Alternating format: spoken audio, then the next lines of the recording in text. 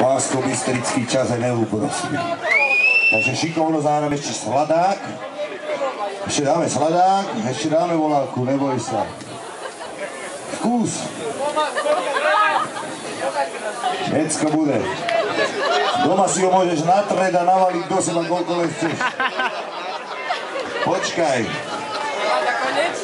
Toto sa volá, že... Čo môj? Pán brat bude hrať teraz na Vrbovské vujary protizdušnej obrany kompletne namontované.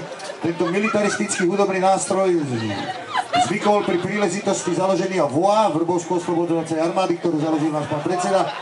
Táto armáda má na starosti oslobodiť obec Prašník. To je obec, ktorá sa odtrhla od Vrbového v roku 1958. On má na starosti tá VOA oslobodiť túto obec Prašník spod svojej vlastnej nadvlády. A začneme frontálnym útokom s takýmito protizdušnými onými. Je to slaďák, volá sa to, že Žebříky, je to jediný text, ktorý som si nedovolil vymysleť, lebo keď som v našej milovanej atomovej, už teraz vypnutej elektrárni, našiel bezpečnostné predpisy pro energetiku základných ustanovení.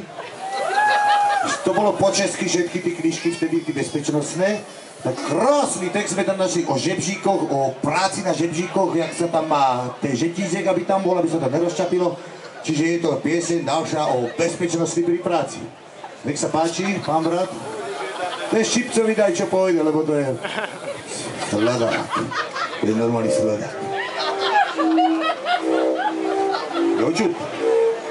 Keď není, tak zesunili, no. Máš ho tam? Šipcovi mikrofónik.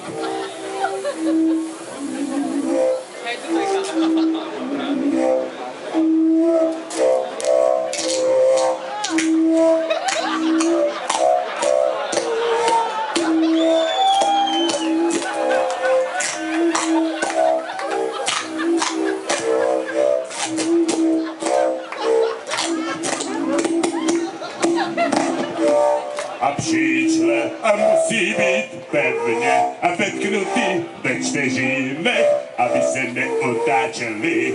A poškozené příčle musí být nahrazeny novými.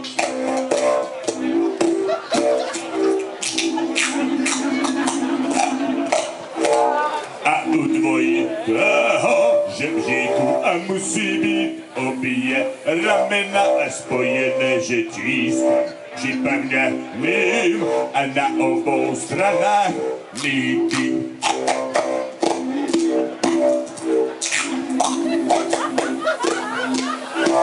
A jednoduchý žebřík musí být stavěn tak, aby poměr výšky jeho vzdálenosti byl přibližně od stěny a třikujedný.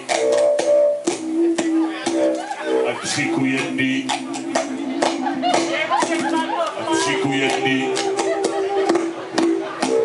A třikujedný. A třikujedný.